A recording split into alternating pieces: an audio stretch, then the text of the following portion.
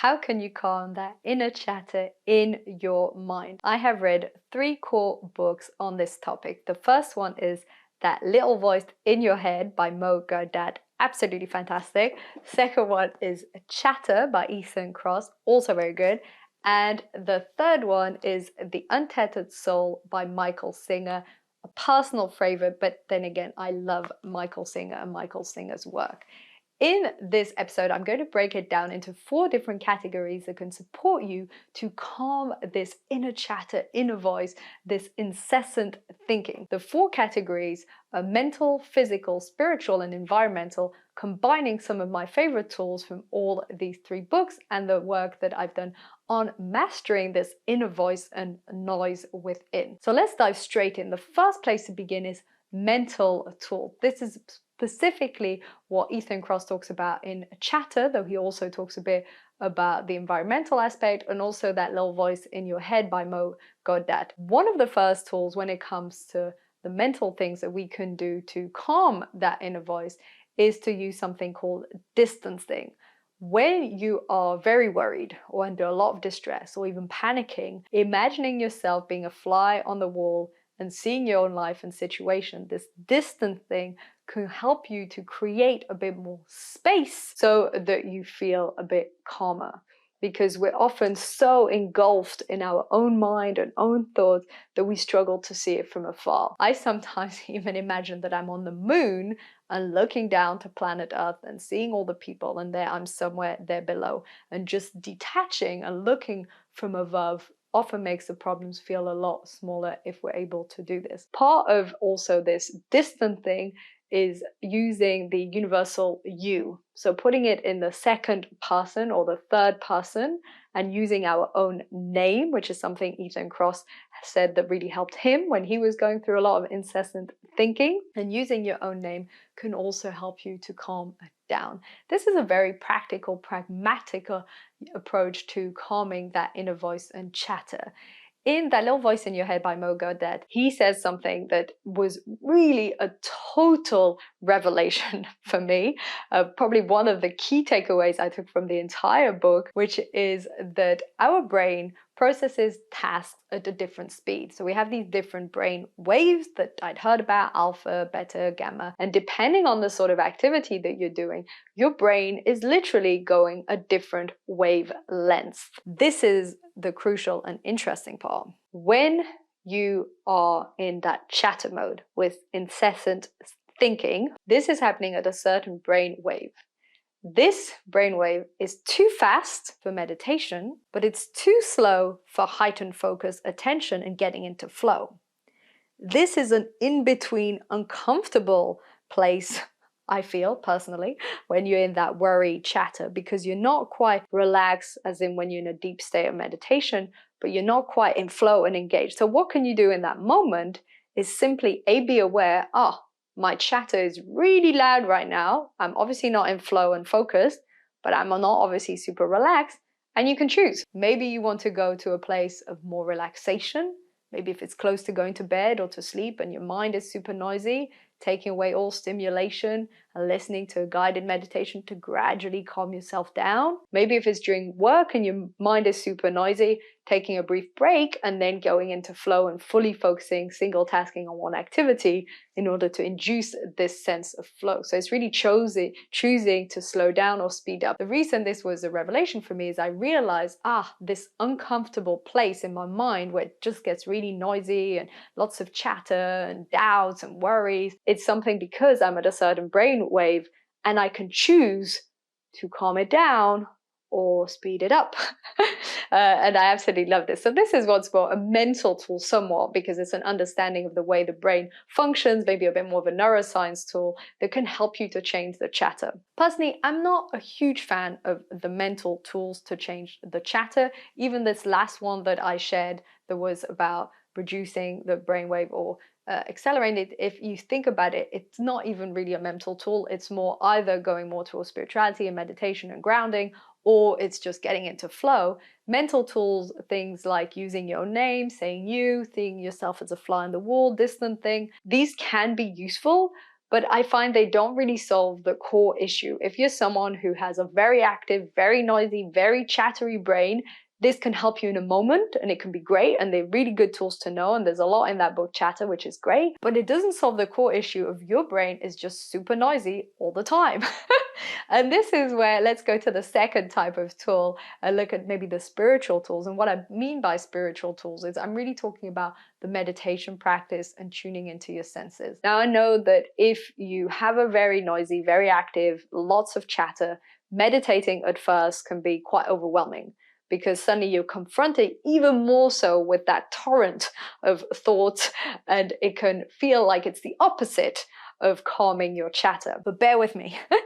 If you practice meditation regularly, and at first it can be guided meditation or light hypnosis or breath work, which can feel more active, when you do this regularly, after a while, your brain physically changes, and these inner changes enable you and change the way that chatter is in your mind, and you have less of it.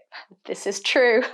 I have meditated every day for over 3 years, and I have noticeably seen that it is way less noisy in there a lot of the time, thanks to this meditation practice. Now, I also do other things that probably help, but I feel that this meditation practice every single day, just confronting myself with all those thoughts and being able to see them and detach from them and let them go, means that sometimes I'm walking down the street and I can just pause my thoughts. I sometimes just say, okay, pause, because it's too noisy, and for 10 or 20 seconds, silence. I see the view, see the people.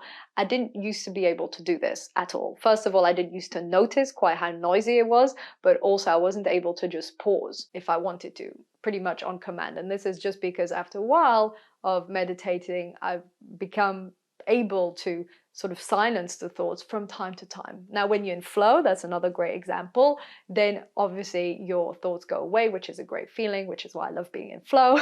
That's a wonderful place to be. There's no chatter when I'm recording these videos or podcast episodes. There's nothing happening in my head, just sort of seems to happen automatically. And this is a wonderful feeling when it comes to being in a flow. So coming back to these spiritual tools, there's the meditation side of things.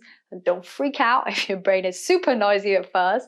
It takes time. You'll get used to it. Maybe do some guided ones at first, maybe shift to breath work. And after a while, it will literally just slow down, and all that inner noise will just go away, at least from time to time. You'll be able to get to that place of silence more regularly. Another quote unquote spiritual tool, but by which I mean more mindfulness tool, to be honest, is tuning into your senses. When we're a lot in our own mind, just touching, feeling, seeing, breathing, listening, this really calms down the mind. You can do these exercises, which are: what are 5 things I see? What are 4 things I hear? What are 3 things I can touch? 2 I can smell, and 1 I can taste. If you do this very calmly, it grounds you. And this can support you regularly to just come back to the present moment and not be so lost in the mind. When it comes to spiritual tool, and the Untethered Soul, amazing book, and The Power Now by Eckhart Tolle, also amazing book, it's all about being able to get back into this place of presence and not constantly projecting the future and in the past. The more self-awareness you have, the more you're able to notice, is your mind in the past, in the future, and can you bring it back to focusing on what you're doing right now, which can be either through the senses or a meditation practice, or through being in flow and doing that activity. Personally, I feel, coming back to what Gawdat says in That Little Voice in Your Head, personally, I feel that if you're able to either be in that calm, meditative state, relaxed being, or in that active doing and flow, most of the day, you'll feel a lot happier. I think this incessant thinking is what also it's talked about in Flow by Mihaly Csikszentmihalyi. He talks about the brain getting really noisy in moments when we're not as much in flow, the sort of entropy in the brain. And this is not a very nice place to be, from my own experience. Now, we need to accept it. We all have it in different moments, a lot of the day, but there are ways to regulate it and not be there. And maybe something that's important here also to mention is the fact that the more stimulation you have, the more you're reading, watching, especially videos, content, news, podcasts, work activities, the more stimulation you get, TV, all of these things, the noisier it will be. From my own experience at least, because it's just too much and the brain is trying to process it. So typically if you do a lot of stimulating activities all day and then just stop just before going to sleep, the mind is just woo on a roll with a million different things. We want to obviously calm down a bit before going to sleep and process all that information and maybe not be as stimulated. I think this is why it's a topic. Now there's so many books about that inner voice and inner chatter, and there wasn't so many books about it 100 years ago. I think it's because nowadays it's so stimulating, there's so much going on that the brains can't process it all, and it leads to a lot of inner chatter and a lot of thoughts. So this was really looking at the second element with sort of spiritual tools, and we deviated here a bit to look a bit at stimulation and maybe calming down and coming back to our senses and not being always plugged in. The third one is physical aspect, and this is probably one of my favorites. Now, I love the meditation and coming back to the senses, but what I think happens when you're able to really master your physical lifestyle and shift your sleep and nutrition and exercise is your brain just becomes happier.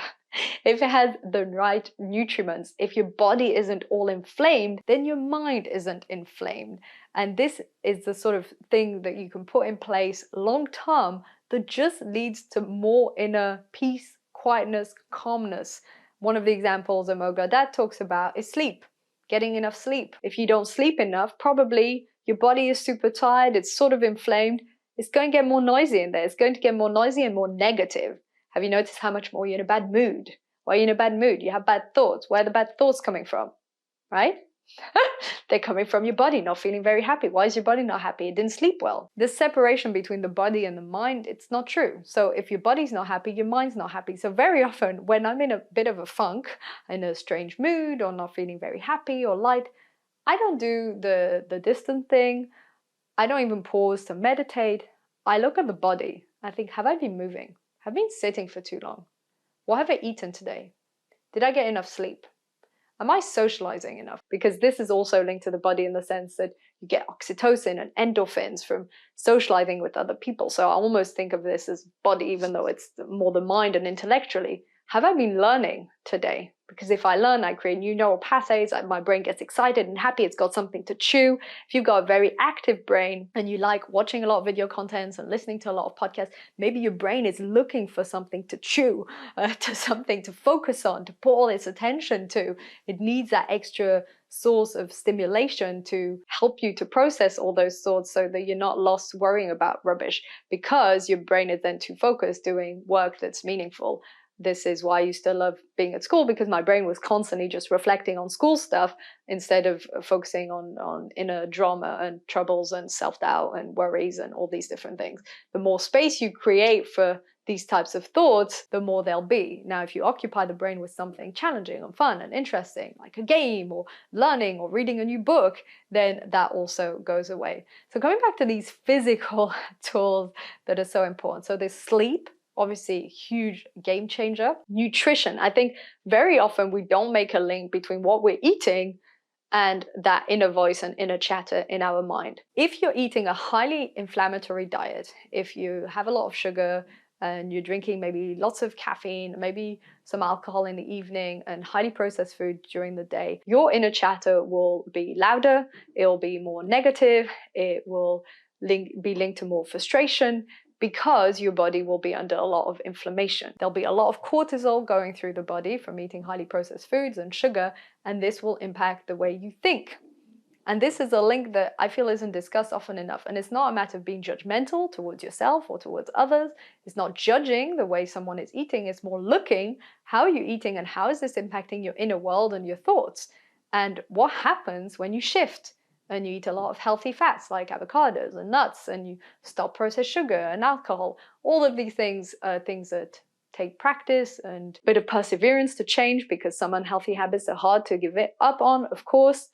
So it takes some time, but you will notice that it impacts how you feel. And from having coached many people, I know that focusing too much on the mind and just looking at different ways we can think and different perceptions, etc., isn't that conclusive if you're not prioritizing sleep and if you're not eating healthily. And obviously one of the third aspects of the physiological and physical tool is exercise. When you're exercising on a regular basis, you have a ton of endorphins, your body feels way better, you're in movement. Again, it decreases inflammation in the body, and this allows for a lot healthier thinking. So this is actually probably my favorite one. Again, mental tools, they're fun. I like this distancing concept. I like the fly on the wall and using you and in the third person. From time to time, these are great hacks.